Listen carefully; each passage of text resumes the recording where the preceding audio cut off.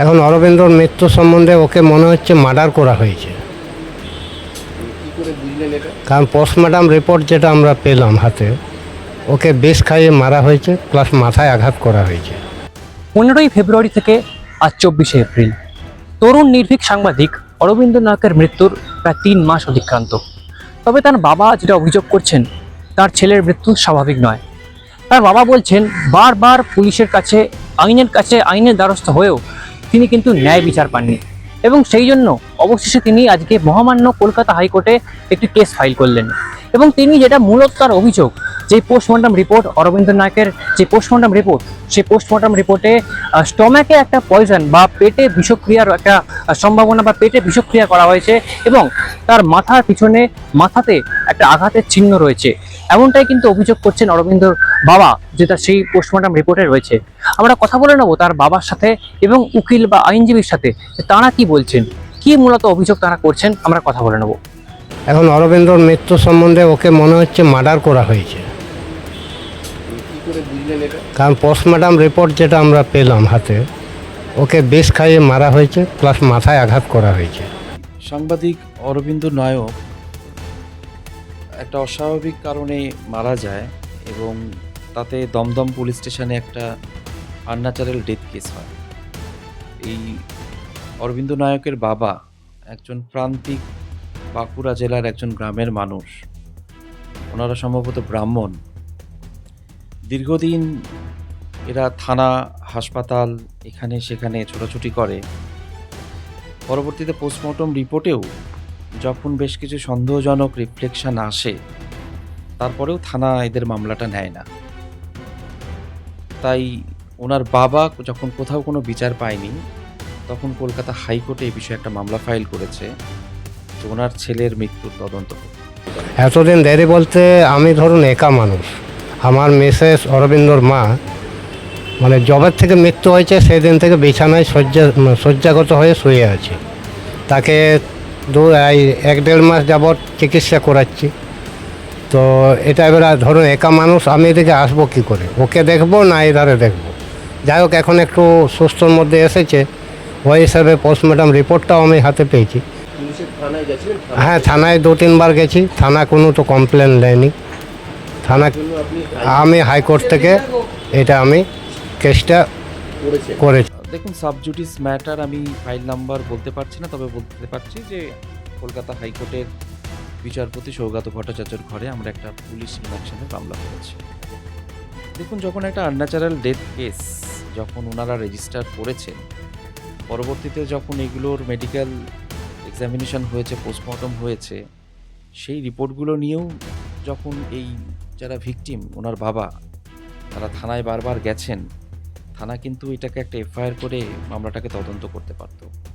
তাহলে কিন্তু অনেক সত্যই এর মধ্যে থেকে বেরিয়ে আসতো। অরবিন্দ বাড়ি যেত তখন বলতো বাবা এরকম কিছু ইউটিউব চ্যানেল আমাকে ঠেট দিত, সেটা আমি ম্যাডামকেও জানিয়েছি বহুবার।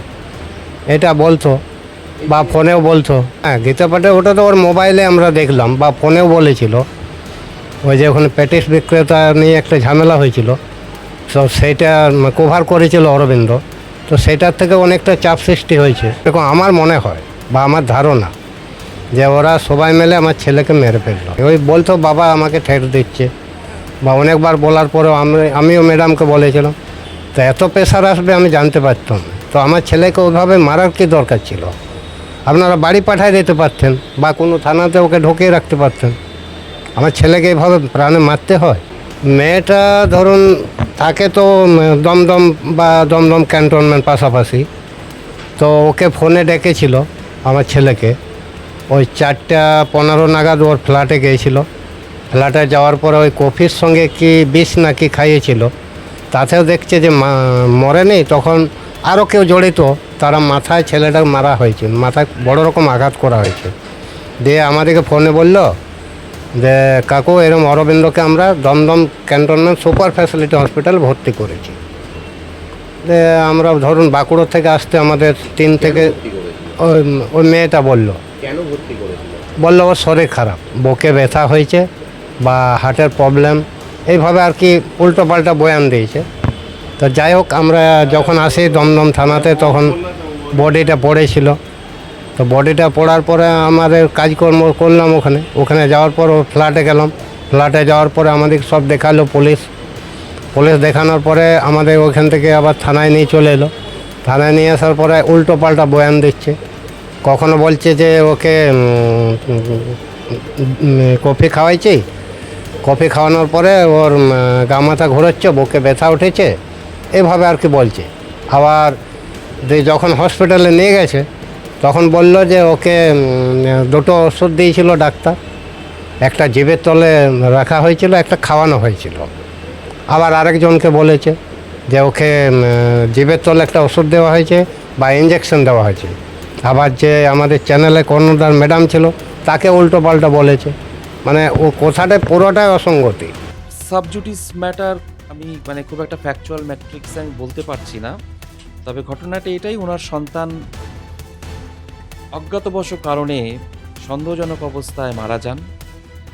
সেটা পুলিশ, দমদম থানা এই ব্যাপারটা সম্পূর্ণ জানে। ওনার বাবারা যেদিন পোস্টমর্টম হয়েছে 16/2 সম্ভবত তারিখটা, সেই দিনই তাড়াহুড়ো করে নিয়ে গিয়ে তাদেরকে ক্রিমেশন করাতে হয়েছে। পোস্টমর্টম রিপোর্ট আসার পরেও পুলিশ সুমোটো কোনো রকম একটা ইনকোয়ারি করেনি। তো বিষয়টা ঠিক জাস্টিফাইড না। সমাজ এই দেশের আইনের কাছ থেকে বিচার আশা করে। আর এই যে সাংবাদিক যার মৃত্যু হয়েছে, যতদূর জানি, যেটা বেশি সাবজুডিস নয় তাই বলছি, যে এ একটু ইনভেস্টিগেটিং জার্নালিজম বলে এখন। এই নতুন প্রজন্মের সাংবাদিকরা, এর বয়সও খুব কম, 22 বছর বয়স মাত্র ছেলেটার, এরা বিভিন্ন তদন্তমূলক সাংবাদিকতা করে থাকে। তো সেক্ষেত্রে বেশ কিছু তো সমস্যায় এদের পড়তে হয়, এদের কাছে বেশ কিছু এভিডেন্স চলে আসে, অনেক সময় প্রভাবশালী মহল অনেক সময় ক্ষতিগ্রস্ত হয়। তো এরকম কিছু বিষয় আছে কিনা পুলিশের এটা খতিয়ে দেখা উচিত ছিল শুরুতে। মেয়েটা নিশ্চয় দোষী, কারণ ওর ফ্ল্যাটে ঘটনা হয়েছে। আরও কেউ জড়িত আছে, কারণ ওরা 3টে মেয়ে ছিল ওখানে। ওরা 2 বোন আর একটি মেয়ে ছিল, হ্যাঁ মেয়েটার সঙ্গে বেরিয়েছিল। ফ্ল্যাটে ঢুকেছিল। হসপিটালে ভর্তি করলো, হ্যাঁ মেয়েটাই আবার হসপিটালে ভর্তি করলো। হ্যাঁ মেয়েটাই বললো আমি ডাক্তারের কাছে নিয়ে গেছিলাম। আমাদের বললো ডাক্তারকে। এখন কোন ডাক্তারের কাছে নিয়ে গেছে বা কাকে দেখাচ্ছে সেটা তো আমরা বলতে পারবো না। সুপার স্পেশালিটি হসপিটালে কে ভর্তি করেছিল? তারপরে মেয়েটা আবার বললো যে আমরা সুপার ফ্যাসিলিটি হসপিটালে ওকে নিয়ে গেছি। নিয়ে যাওয়ার পরে তারপরে আমরা জানতে পারলাম নাকি ওকে মৃত অবস্থায় নিয়ে গেছে, চূড়ান্ত করে মারা হয়েছে। আপনার হ্যাঁ, রাজনৈতিক খবর করতে হবে। রাজনৈতিক খবর করার জন্যই আপনার ছেলেকে কি মারা হলো? হ্যাঁ, ওইভাবেই মারা হয়েছে, ওইভাবে প্রেসার দিত। ময়দানের যেটা প্যাটিস কাণ্ড হয়েছিল, শ্রমিক গোলদার বলে যিনি অ্যারেস্ট হয়েছিলেন, তার বেল মুখটা আমি করেছিলাম, এবং সেই ময়দানের ঘটনা এবং পরবর্তীতে সম্ভবত ওই শ্রমিক গোলদার বেল হওয়ার পরেও বোধহয় এই সাংবাদিকই রিপোর্টটা কভার করে। তাতে করে একটা প্রভাবশালী মহল যে ক্ষতিগ্রস্ত নয়, এর সাথে জড়িত নয়, এটা তো খুঁজে বের করার দায়িত্ব ছিল পুলিশের। পুলিশ সেই দায়িত্ব পালন করেনি জন্যই আজকে একজন প্রান্তিক বাবাকে তার সন্তানের বিচারের জন্য এই গরমের মধ্যে বাঁকুড়া থেকে কলকাতা দৌড়ে বেড়াতে হচ্ছে। সেই জিনিসটাই আমরা হাইকোর্টে আদালতের সামনে তুলে ধরবো।